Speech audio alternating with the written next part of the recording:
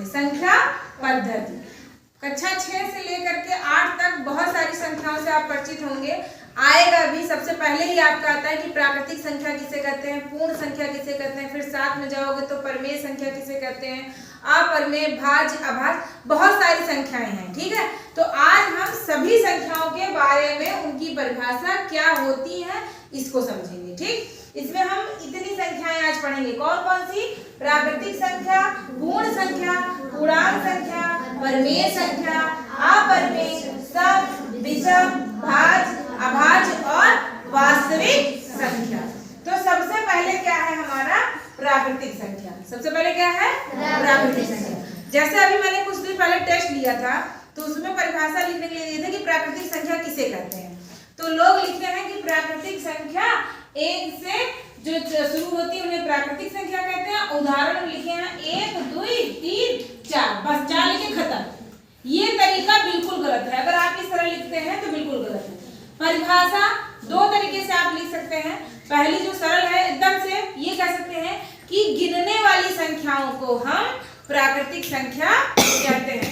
अगर हम कहें कि इस कक्षा में कितने बच्चे हैं, अगर हम खड़ी करें कोमल गिन के बताओ, तो कहाँ से शुरू करिए? 1, 2, 3, 4, 5, 6, 7, 8, 9, 10, 11, 12, 13, 14, 15, 16, 17, 18, 19, 20, 21, 22 ऐसे गिनेंगे ना। मतलब गिनना कहाँ से शुरू किए? 1 से शुरू किए।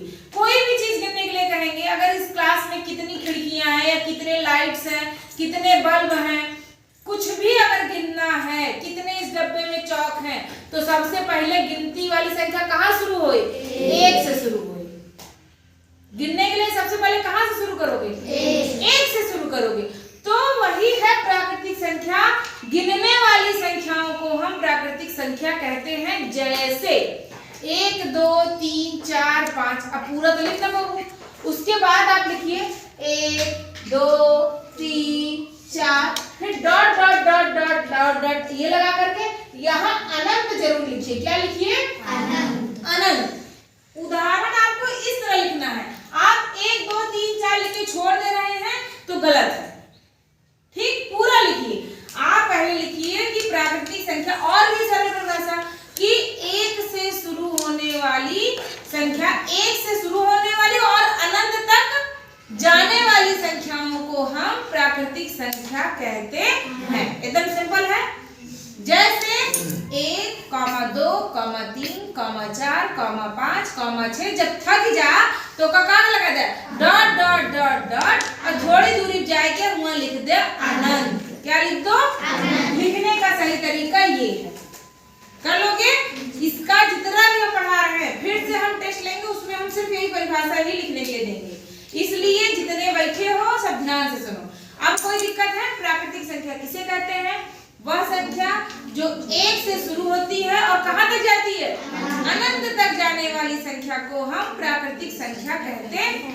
या फिर दूसरे सरल शब्दों में लिख सकते हो कि गिनती की संख्याओं को हम प्राकृतिक, गिनने वाली जो संख्याएं हैं उनको हम प्राकृतिक संख्या कहते हैं। ये क्लियर हो गया? हो गया। अब बात करते हैं पूर्ण संख्या। दूसरा पूर्ण संख्या जो प्राकृतिक संख्या है उसी के आगे 0 लगा दो। क्या लगा दो? 0 लगा दो। और जाएगी ये भी कहां तक? अनंत तक जाएगी। देखो दोनों सेम है। उसमें हमने कहा 1 से शुरू होकर के अनंत तक जाने वाली संख्या को प्राकृतिक संख्या कहते हैं। दूसरी बात करते हैं पूर्ण संख्या, तो बस शुरू कर दो। 0 से शुरू होकर अनंत तक जाने वाली संख्या को हम पूर्ण संख्या कहते हैं ना सरल? और उसमें भी उदाहरण आप यही लिखो 0, 1, 2, 3, 4, 5। थक गए नहीं लिखने को मन करता, डॉट डॉट डॉट आगे क्या लिख देंगे? अनंत। ठीक हो गया? कोई दिक्कत इन दोनों संख्याओं में, प्राकृतिक संख्या और पूर्ण संख्या? नहीं। फिर अब तीसरी आती है पूर्णांक संख्या। क्या आती है? पूर्णांक संख्या। अभी जब हम परिभाषा पूछ रहे थे तो सब पूर्णांक संख्या और पूर्ण संख्या में कंफ्यूजन है। पूर्ण संख्या कहाँ शुरू हो रही है? 0 से शुरू होकर के अनंत तक जा रही है। अब पूर्णांक संख्या क्या है? पूर्णांक आपको बताए है ना कि अब पूर्णांक संख्या, तो आप लिखो पूर्ण संख्या और ऋणात्मक लिखा जाएगा उसे हम पूर्णांक संख्या कहते हैं। मतलब पूर्णांक संख्या में क्या होगा, पूर्ण संख्या धन जो भी ऋणात्मक संख्याएं हैं, जो ऋणात्मक संख्या का हुई, संख्या रेखा बताए रहे, जीरो की अपेक्षित का रहे, धन में जाए धन 1 धन 2 धन 3 ना, और जीरो की इधर ऋण 1 ऋण 2 ऋण 3 ऋण 4। संख्या तो इतनी होती है ना, धनात्मक पूर्णांक ऋणात्मक पूर्णांक जीरो इतनी है। तो जब पूर्ण संख्या की बात की तो वो तो जीरो से लेकर के अनंत तक गई, उसे पूर्ण संख्या कहते हैं। अब पूर्णांक संख्या की बात करते हैं। पूर्णांक संख्या किसे कहते हैं, तो पूर्ण संख्या और ऋणात्मक संख्याओं के समूह को हम पूर्णांक संख्या कहते हैं। अब पूर्ण संख्या का हो जाए जीरो से अनंत तक, जीरो से अनंत तक, और प्लस ऋणात्मक संख्या मतलब ऋण 1 ऋण 2 ऋण 3 ऋण 4 ऋण 5, यो कहां तक जाए, अनंत तक। पूर्णांक पढ़ाए थे ना, पूर्णांक 3 प्रकार के होते हैं। इधर वाली संख्या जो जाती है धन में उसको धनात्मक पूर्णांक बोलते हैं, इधर वाली संख्या जो ऋण में जाती है उसको क्या बोलते हैं, ऋणात्मक पूर्णांक। अब बिचवा में जगह जीरो बचा है तो ये शून्य पूर्णांक, इसे हम उदासीन पूर्णांक भी बोलते हैं। पूछा जाता था उदासीन पूर्णांक किसे कहते हैं, तो शून्य को कहते हैं। तो ये तीनों को जब मिला दी जाता है, धनात्मक पूर्णांक ऋणात्मक पूर्णांक और शून्य पूर्णांक, जब तीनों को मिला हो जाए तो क्या बने हमारा पूर्णांक संख्या। आई बात समझ में, पूर्ण संख्या पूर्णांक संख्या क्लियर है। पूर्ण संख्या में सिर्फ जीरो से अनंत तक जात रही, और पूर्णांक संख्या में जीरो से अनंत वह कहती जाए और इधर ऋणात्मक संख्या जाए। जब ऋणात्मक पूर्णांक धनात्मक पूर्णांक और शून्य सबको मिला देते हैं तो हमारा क्या बन जाता है, पूर्णांक संख्या। ये तीनों क्लियर हो गया। इन तीनों में अगर किसी को डाउट हो तो अभी पूछ लेना। हो गया क्लियर? आगे बढ़े अंकित, पूर्णांक। आगे बात करते हैं परिमेय संख्या। अब बात करते हैं परिमेय संख्या। परिमेय संख्या की परिभाषा सब बच्चों ने कर दी थी, या जिसने लिखी भी थी वो आधी अधूरी लिखी थी। परिमेय संख्या किताब में आपने परिभाषा लिखी है कि वह संख्या जिसको P/Q के रूप में लिखा जा सकता है लेकिन Q का मान 0 नहीं होना चाहिए, ऐसी सभी संख्याओं को हम परिमेय संख्या कहते हैं। ये किताब में लिखा हुआ है।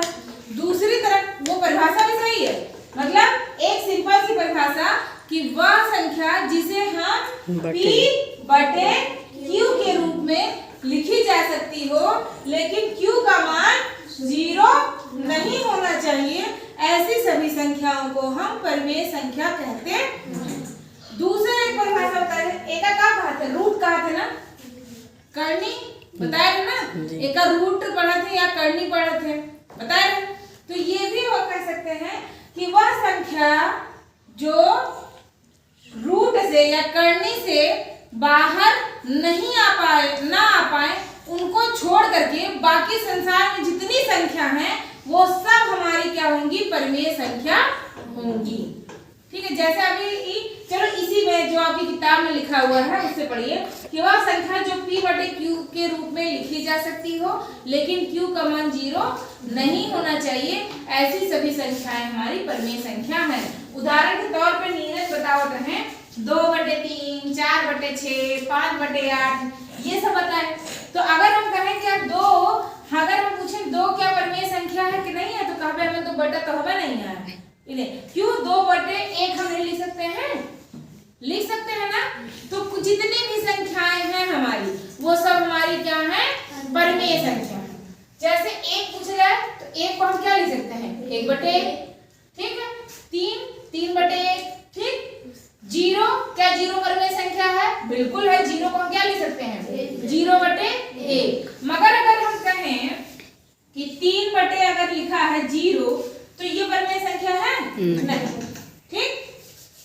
सारी भिन्न में हो, बस नीचे जो मान है उसका मान 0 नहीं होना चाहिए। सिंपल भाषा में आगे फिर जो है बताएंगे। तो परिमेय संख्या वह संख्या जिसे हम P/Q के रूप में लिखी जा सके लेकिन Q का मान 0 नहीं होना चाहिए, मतलब हर का मान 0 नहीं होना चाहिए, ऐसी सभी संख्याओं को हम परिमेय संख्या कहते हैं। और जो बात हम करनी वाली बात, जैसे वर्गमूल निकालना बताए थे ना, वर्गमूल निकालना बताए थे। तो अगर हम कहें कि 4 का वर्गमूल निकालो, 4 का वर्गमूल निकालो, तो आप कहोगे 4 का वर्गमूल क्या आएगा? 2। 4 का वर्गमूल क्या आएगा? 2। निकालोगे तो आ जाएगा, निकालना बताए है ना, गुणनखंड विधि भाग विधि दोनों से बताए।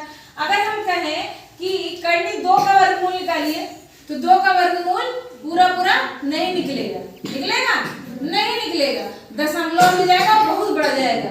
तो हम दूसरे वाली जो परिभाषा बताए थे कि वह संख्या जो करनी से बाहर ना आ सके, जो करनी के बाहर कभी आ ही ना सके, ऐसी संख्याओं को छोड़कर जितनी भी संसार में संख्याएं हैं वो सभी परिमेय संख्याएं हैं। और जो करनी में है, जो बाहर नहीं निकल रहे, उनको हम क्या बोलेंगे? उनको हम अपरिमेय संख्या बोलेंगे, उनको हम अपरिमेय संख्या बोलेंगे। जैसे √2, करनी 2, करनी 5, इसका भी आप वर्गमूल नहीं निकाल पाओगे, निकाल पाओगे? इसका निकाल पाओगे? नहीं निकाल पाओगे। √3, करनी 3, ठीक है, इसका भी वर्गमूल नहीं निकलेगा। तो इस तरह की जो संख्याएं हैं, जो जिनका वर्गमूल नहीं निकल पाएगा कभी भी, ये सभी अपरिमेय संख्याएं होती हैं। और इनके अलावा संसार में जितनी संख्याएं हैं वो सब हमारी क्या होंगी? परिमेय संख्याएं होंगी। और दूसरी बात, अगर कोई अपरिमेय संख्या किसी संख्या के साथ जुड़ जाए तो वो उसको भी अपरिमेय बना देती है, ठीक। जैसे अगर हम कह रहे हैं कि 2 क्या है, अगर हम कहें 2 क्या है, परिमेय कि अपरिमेय? परिमेय संख्या है। मगर नहीं कि बगली धन 3 लगाए थे करनी में, तो ये पूरी संख्या क्या बन जाएगा? अपरिमेय। मतलब अपरिमेय संख्या जेका छुई दे, जेकरे साथे जुड़ जाए या भाग कर दे या घटाए दे या गुणा कर दे, जहां वो आ जाए वो वहू का का बने डाई? अपरिमेय बने डाई। इसीलिए कहते हैं ना कि अच्छी संगत में, जैसे बुरा लड़का है और अच्छा लड़का है, अच्छा लड़का बुरा करना से ओछी आ पाई, ठीक। कि पढ़े लिखे लड़का के साथे एक पढ़े लिखे वाला लड़का 4 बदमाशी के साथे बैठा था, तो जो लोग का गुण आहा है, जो लोग का पढ़े लिखे बाबा था, 10 दिन बैठ जाए वो सब भुला जाए। वो का सीख ले?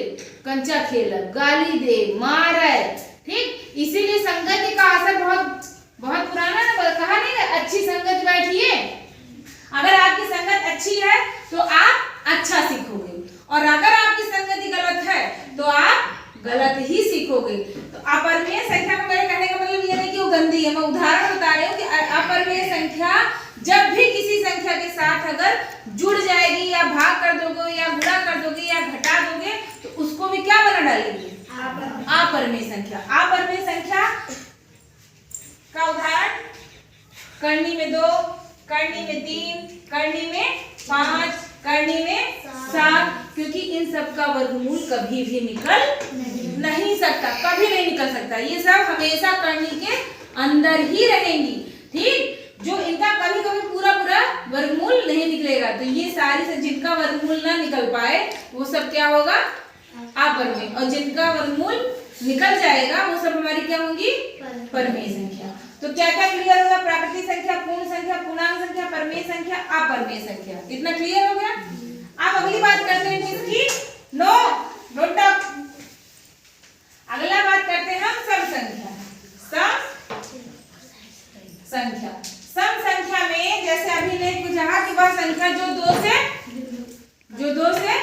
कट गया वो सम संख्या, जो 2 से न कटे वो विषम संख्या। ये आपने बताया। हमने क्या बताया है कि सम संख्या अगर कोई पहचानता है तो आप तुरंत भाग दे लगना। अगर हम पूछा था कि 2, 4, 6, 7, 3, 5, 8 इतनी बड़ी संख्या हम लिखे हैं और हम कह रहे हैं कि बताओ ये सम संख्या है या विषम संख्या, तो तुमका तो पता है कि 2 से जो पूरा पूरा कट जाए वो सम संख्या है, तो 2 से भाग कर लग गए तुरंत। इतनी बड़ी संख्या में भाग ही तो दोगे, क्यों इतना दिमाग खर्चा कर रहे हो? सिंपल सा है, इकाई, दहाई, सैकड़ा पढ़े हो ना, तो उसको क्यों नहीं बता रहे हो कि जब किसी संख्या के इकाई का अंक 0, 2, 4, 6, 8 इनमें से अगर कोई है तो वह संख्या हमारी सम संख्या होगी। यही तो बताए थे। हम इतनी बड़ी संख्या लिख रहे हैं, तू कहा था कि जो संख्या 2 से पूरी कट जाए सम संख्या है, तो 2 से पूरा करने का मतलब 2 से भाग दोगे। अब इतनी बड़ी संख्या है, अब हम 2 से भाग देवे, आधा घंटा समय में तहार जाए का मतलब है। हम बताओगे कि सम संख्या कैसे पहचाना, अगर इकाई अंक 0 2 4 6 8 एहमन से कोनो है तो आंख मूंद के लिख दे का है सम संख्या है। इकाई कौन तरफ से पढ़ा जाए, यह तरफ से पता है ना, इकाई है, इकाई अंक एहमन से कुछ हुआ है का हुआ है दो है, तो 2 है तो इसका मतलब का हुआ है सम संख्या। 8 है तो इसका मतलब सम संख्या है। 0 है तो सम संख्या है। 4 है तो सम संख्या है। भाग कर कौन जरूरत है, परिभाषा में भी यही लिखिए, वह संख्या जिसके इकाई का अंक 0 2 4 6 8 अगर है तो वह संख्या हमारी सम संख्या कहलाती है। जैसे उदाहरण लिख दो 24 20 18 ऐसे कुछ संख्या बड़ी बड़ी लिख दो है, और इसी का उल्टा कर दो विषम संख्या, वह संख्या जिसके इकाई का अंक 0 2 4 6 8 को छोड़ करके जो भी संख्या हो, मतलब ई ना रहा एक अलावा कोनो भी संख्या रहा उस सब साली हमारे करना का करेंगे विषम संख्या। जैसे यहाँ पे हमने 3 लिख दिया, ये सब है कि विषम। यहाँ पे हमने 1 लिख दिया, क्या है विषम। हमने यहाँ 7 लिख दिया विषम। एक परिभाषा याद करो, दूसरी अपने आप याद हो जाएगी। सब में याद करो कि इकाई का अंक 0 2 4 6 8 है तो हमारी क्या होगी सम संख्या। और विषम संख्या में इकाई का अंक पे एक छोड़ दिया और चाहे फिर जो संख्या हो उसे हमारी क्या हो विषम संख्या। उदाहरण लिख दो 31 33 37 35 लिख दोगे, याद हो गया। ये भाग वाला दिन लिखा जाएगा, जो हम बताए एक लिखा जाएगा। अब क्या बचा भाज्य और अभाज्य, बहुत सही, खत्म होने वाला है। अब हमारा क्या है भाज्य संख्या, इसको भी पढ़ाते वक्त हम बताए थे। वह संख्या जो अपने आप से, हर संख्या अपने आप से कटती है ना, वह संख्या जो अपने आप और एक के अलावा भी किसी संख्या से कट जाए वो सारी संख्याएं हमारी भाज्य संख्या कहलाती हैं। जैसे हमने क्या कहा, वह संख्या जो अपने आप से सारी संख्या कटेंगी, 1 भी अपने आप से कटेगा, 2 भी कटेगा, 3 भी कटेगा, 4 भी कटेगा, सारी संख्याएं अपने आप से कटती है, कटेंगी कि नहीं। 12 में 12 का भाग 2 कट जाएगा, 13 में 13 का भाग 2 कट जाएगा, 33 में 33 का भाग 2 कट जाएगा नहीं।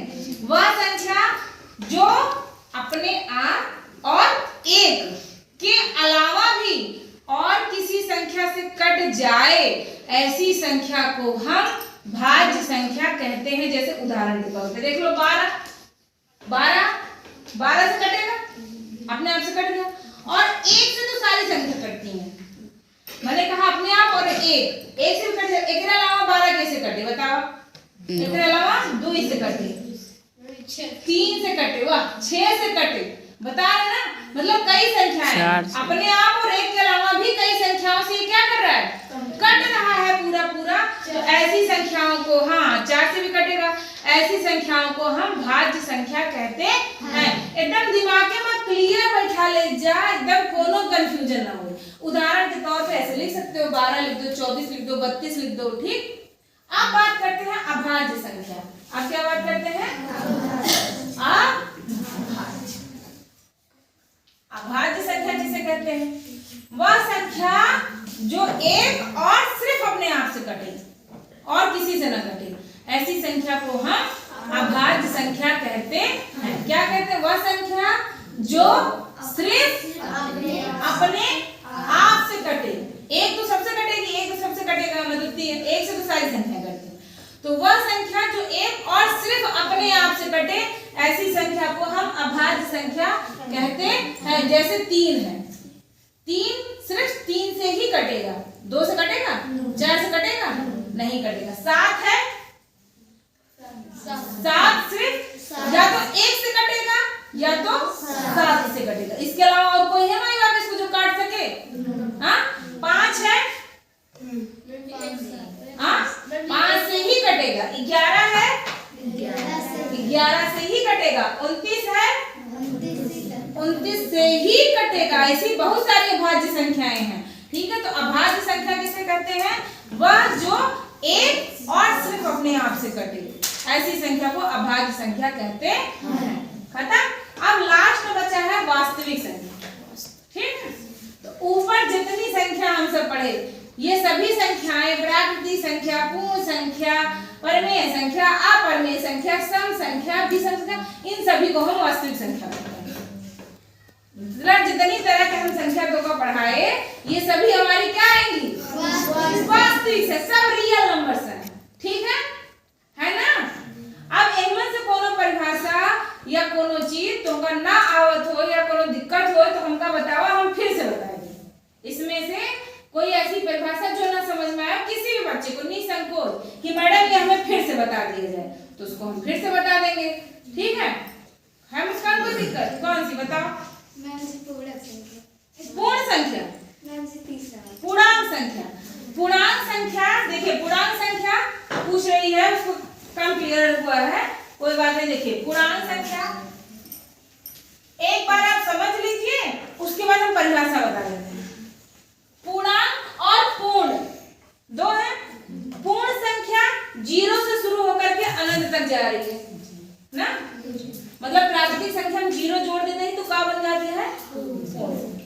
और पूर्णांक संख्या 0 से अनंत तक तो जा ही रही है, 0 जाएगी फिर धनात्मक संख्याएं जाएंगी, और इसी में अगर हम ऋणात्मक संख्याओं को भी जोड़ दें तो वो हमारी पूर्णांक संख्या बन जाती है।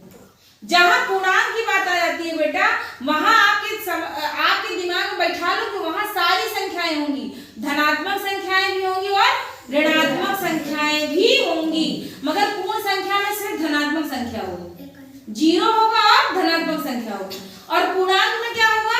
0 भी होगा, धनात्मक भी होगा और ऋणात्मक भी होगा। यही अंतर है पूर्ण संख्या और पूर्णांक संख्या।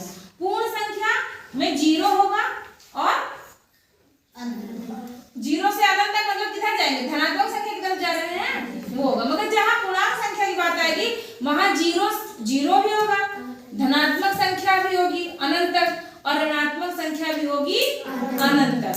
तो परिभाषा अगर आपको लिखनी है तो परिभाषा में लिखोगे कि पूर्ण संख्या, ये इसी में आएगा, पूर्ण संख्या और ऋणात्मक संख्याओं के समूह को हम पूर्णांक संख्या कहते हैं। जैसे ऋण 32 लिख दिया, 0 लिख दिया, 33 लिख दिया, फिर ऋण 67 लिख दिया, ऋण 310 लिख दिया, फिर इधर धन 310 लिख दिया, धन 500 लिख दिया, ऐसे। ठीक है, और इधर अनंत लिख दो। ठीक, दोनों तरफ, उधर भी धनात्मक में भी अनंत तक जाएगी और ऋणात्मक में भी अनंत तक जाएगी। इन दोनों में अंतर समझ में आया?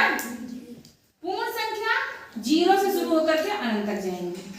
ठीक है, मतलब इसमें 0 रहेगा और धनात्मक संख्या रहेगी। पूर्णांक की बात करेंगे, जहां पूर्णांक की बात आए दिमाग में सेट कर ले, धनात्मक और ऋणात्मक दोनों रहेंगे। ठीक, धनात्मक और ऋणात्मक दोनों रहेंगे, वो हमारा पूर्णांक बनेगा। इसके अलावा भी और कुछ भाज्य, अभाज्य, ठीक है, सम की परिभाषा आप जरूर लिखिएगा कि वह संख्या इनको नहीं समझ। अपरिमेय संख्या हम क्या कह रहे हैं कि वह संख्या, परिभाषा में लिखेंगे, वह संख्या जो करनी के बाहर या रूट लिख सकते, इसको करनी बताया थे ना, और रूट भी पढ़ते हैं। वह संख्या जो करनी के बाहर कभी ना आ पाए, या वह संख्या जिसका वर्गमूल नहीं निकाला जा सकता हो, ऐसी संख्याओं को हम अपरिमेय संख्या कहते हैं। ठीक, जैसे करनी में 2, करनी में 3, करनी में 5, ये सभी संख्या अपरिमेय संख्या कहलाती है।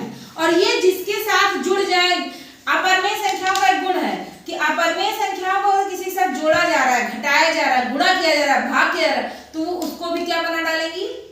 अपरिमेय। जैसे 4 एक परिमेय संख्या है, 4 एक, मगर अगर 4 में हम करनी 2 से भाग देते तो ये भी क्या बन जाएगा? हमारा अपरिमेय बन जाएगा। ठीक, आई बात समझ में? और भाज्य संख्या क्या होंगी? भाज्य में वह संख्या जो एक और अपने आप से, जो एक और अपने आप के अलावा भी किसी और संख्या से कट जाती हो, ऐसी संख्याओं को हम भाज्य कहते हैं। मतलब नामस लागत है भाज्य, जेका बांटा जा सके, भाज्य किया जा सके। ठीक है, तो जैसे 12 है, वो 1 से भी कटेगी, 12 से भी कटेगी, इसके अलावा भी कई संख्याएं हैं जिनसे वो पूरी कट जाएगी। तो ऐसी संख्याओं को भाज्य कहते हैं। और अभाज्य